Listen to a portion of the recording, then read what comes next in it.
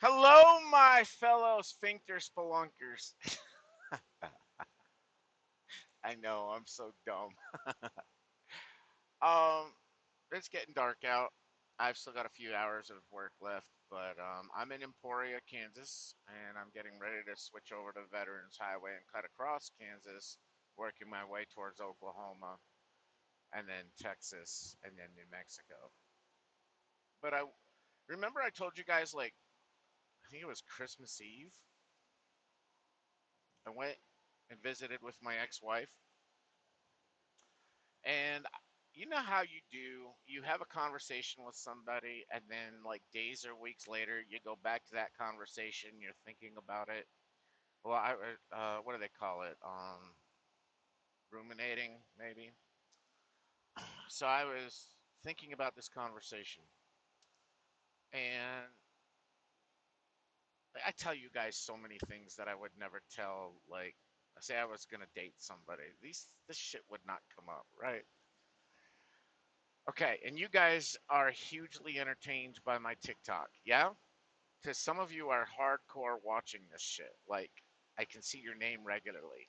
I can't see many names. I don't know why TikTok limits me to like 5 or 6 names of viewers, and I'll have like, I don't know, anywhere between 200 and, well, like that one video I decided to pin to the top that I spent 4 hours making. That one had 79,000 views and like 8,000 something likes. But that's not the point. So I was talking to my ex-wife, and I was thinking about you guys today, and I was thinking about that conversation about, excuse me, about how she said, there are times where she really misses me, because I was always so fun and so exciting, and there was never a dull moment. And even if we were fighting, I managed to, when she wanted to pick a fight, narcissists, they they will destroy a perfect moment because they feed on that negative energy. And she's like, even if I was trying to fight with you, you still made it a way to have fun with it. And I'm generally a happy person, right?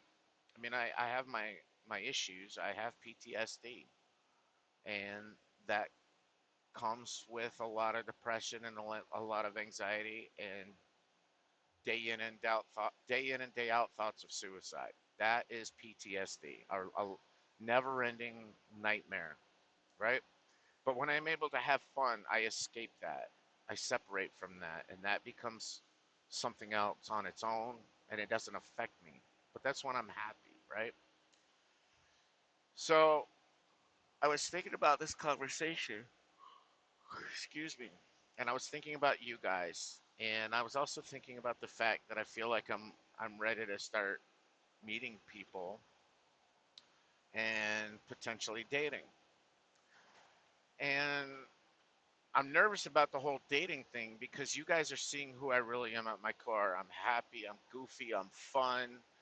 Um, I have a lot of energy. I'm very loving. I'm very honest. I'm very passionate. These are things that you guys get to see. But when I meet somebody, I'm shy as fuck, right? I might still have a little bit of a sense of humor, but it's not unlocked, right? Now, at the time, I loved my wife. Okay, fair enough. I did. Ugh, excuse me. I wasn't in love with her, but I loved her, and I loved her very much. And you know, because I loved her, and there were times where I was happy. I was what you guys see times 10, and she misses that, and she also misses being able to come to me for advice because she still says that I'm the most. What did she say? I'm the smartest motherfucker she's ever met. Oh, anyway. So, given the qualities that I have, if I'm in a relationship and I'm happy, this is who I am times 10. What I want to know is what's going to happen. Who am I going to be? How am I going to be if I am actually in love with that person that I am with? Okay? I haven't been in love with anybody for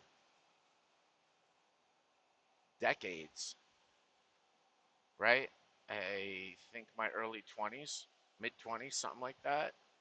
I have not been in love with anyone until the waitress, and we've talked about that.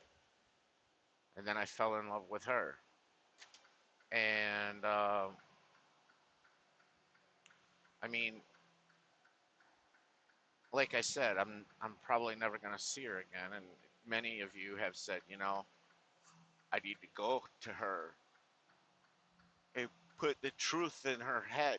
But I don't feel like I should have to because I'm not guilty anyway. She should be using her firsthand knowledge and experience of me to know that what she thinks is not true.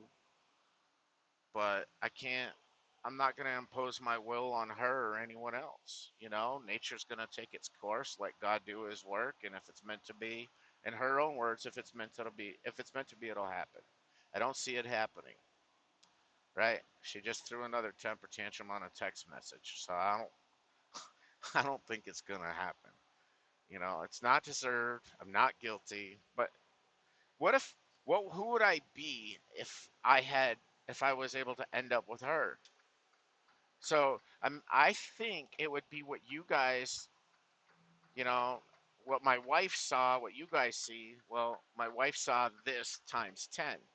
I think if I ended up with her or somebody like I was in love, I'm just going to use her because it's so hard to talk around her, right? So if I ended up with her, you would see this times like 1,000. I'm almost positive of that because like that girl, I told you guys that girl sucked the breath out of my lungs. I mean, like just ugh, she'd get near me and I'd just like shaking and I'd have to drink to be around her so I didn't act on impulse and ruin my friendship. I told you guys all of this. It was like heart attacks combined with fucking mini explosions all over my head and body and in my heart. My heart was just pounding, and I was always hot because my fucking everything was just racing. I want that with someone, and I want to be what you guys see here, but times 1,000. And I think that's what it would be if I was in love with them. Whether I saw them every day or I saw them every 2 weeks and I went home to see them, every touch would count, every kiss would count, every moment would count. I would cherish every piece of it and never risk doing anything to lose that, you know. And like with the waitress, I never did anything to risk losing her friendship. Her friendship meant everything to me. I'm not guilty. I just but she's not ready to hear the truth, I guess. And I don't, my best friend and I had an argument about her yesterday. He was like, she doesn't deserve you. You need to forget about her. You need to move on. She's no different than your ex-wife. Look at what she's done to you emotionally. Blah blah blah blah blah. I was like, dude, you're wrong, man. I'm not mad at her for this. This is not her fault. You got the driver, that lump of shit, is a master of manipulation. And the waitress, if it wasn't for my wife, I would have been unprepared for the driver, right? But I went through psychological warfare, which is why I can recognize what happened with my friendship with her. Okay? She's not equipped for that. She's very much like me, very naive, fun loving, easygoing. Everybody's a friend. There's no such thing as really bad people. That's who she is. I am that at my core. And if I had never met my wife, I would have never known that people were like that and were that skilled and cunning at manipulation. That's why I'm not mad at her. I said, sooner or later she'll figure it out.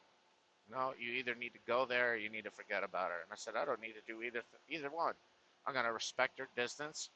And if I never talk to her again, I never talk to her again. But at least she can trust the fact that I respectfully walked away, even though I didn't do anything. Anyway, point of this is I want that happiness, that excitement in my life. That's what I got.